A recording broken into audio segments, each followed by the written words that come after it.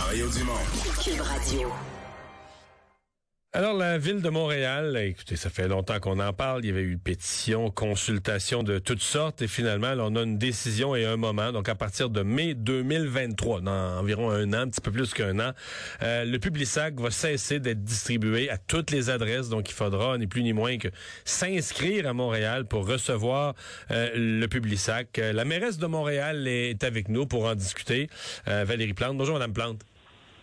Bonjour, M. Dumont. Pourquoi c'est si important? Vous avez décrit ça comme un grand geste pour l'environnement. Est-ce que c'est pas une peccadille, au fond, là? Ben non, en fait, c'est important parce qu'on sait qu'il y a à peu près, je vous dirais, là, 800 000 circulaires qui se retrouvent là, par semaine, qui se retrouvent dans le centre de tri de la Chine. Là, pour vous donner une idée, puis si vous avez suivi les nouvelles, là, vous savez que le centre de tri... il y a débordé, il y a des ballots qui sont retrouvés en Inde, la cour est pleine. Alors, pour nous, de dire maintenant ce qu'on souhaite, c'est que les gens qui veulent recevoir des circulaires, c'est correct, absolument, mais ils vont devoir l'indiquer sur leur boîte postale avec un petit autocollant, plutôt que ce soit, ça soit produit en masse, puis que ça traîne sur les perrons, puis que ça se retrouve dans les centres de tri. Mais dans toutes les consultations que vous avez tenues, vous vous êtes fait dire, les gens s'inscriront pas en masse, penseront pas à ça, déménagent, etc. Le fait est qu'il y aura pas de... Ça va être la fin là, du Publisac. Et avec le Publisac, la fin du transport le plus commode. Moi, j'ai fait souvent des entrevues avec des propriétaires ou des responsables de petits journaux de quartier qui ont dit, la fin du Publisac, c'est notre mort. Là. Mm-hmm. Tout d'abord, je pense que c'est important de dire que la décision qu'on prend aujourd'hui, là, c'est pas du tout la fin d'une entreprise, là. C'est la fin d'un modèle de distribution qui repose sur le gaspillage. Parce que si, par exemple, que ce soit Transcontinental ou d'autres, s'ils veulent, par exemple, produire, émettre faire ces flyers-là, ces circulaires-là, ça va. Mais pour l'instant, là, on va se le dire, M. Dumont, c'est qu'ils en produisent pour toute l'île de Montréal, alors qu'on sait, grosso modo, qu'il y en a à peu près 50% qui en veulent et qui l'utilisent. Alors, vous puis moi, en 2022, je pense que c'est le gros bon sens de produire ce que les gens veulent. On peut pas juste produire, alors qu'on sait que la clé pour atteindre, par exemple, la zéro déchet en 2030, c'est de vraiment diminuer à la source. Ça, mais si on fait mourir tous les petits journaux, c'est quand même un gros coût associé, là. Ce que vous dites, par contre, ça, c'est vraiment important. Puis, ça nous a pris du temps. C'est en 2019 qu'il y a eu la consultation qui disait qu'on devrait aller vers le modèle d'adhésion, le opt-in. Écoutez, ça a pris quelque temps, là, presque 3 ans, parce qu'on a voulu travailler, entre autres, avec les médias locaux. On travaille, entre autres, avec le consortium du journal Métro, avec lequel, eux aussi, ils savent que ça s'en vient, puis ils comprennent bien que le modèle d'affaires, il va falloir qu'il se transforme. Même les médias se transforment. Nous, on va mettre des sommes. On a du financement pour aider les journaux locaux parce qu'on les aime puis on les veut. Puis on va aussi les accompagner pour faire la transition.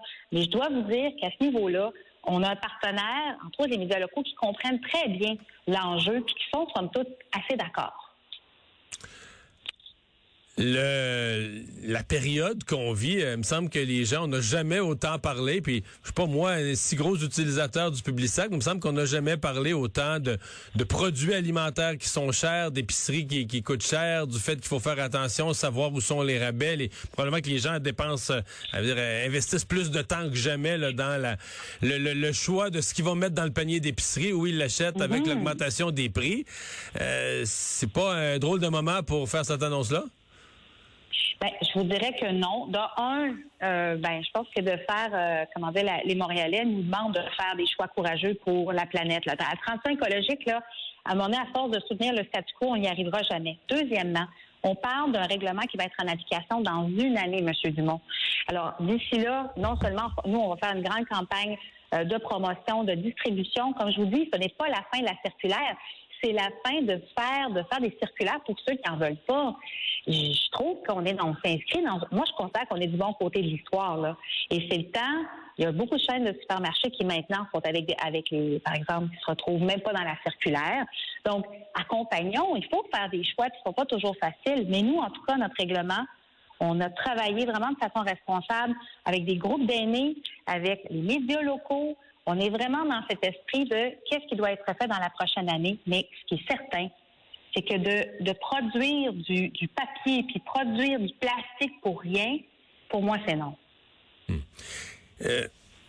Je me fais l'avocat du diable, c'est parce que c'est pas. Je comprends que c'est hautement symbolique. Là, puis je le vois là, il s'en perd des Publisac, puis ça part au vent, puis c'est plein de pluie, puis ça se ramasse.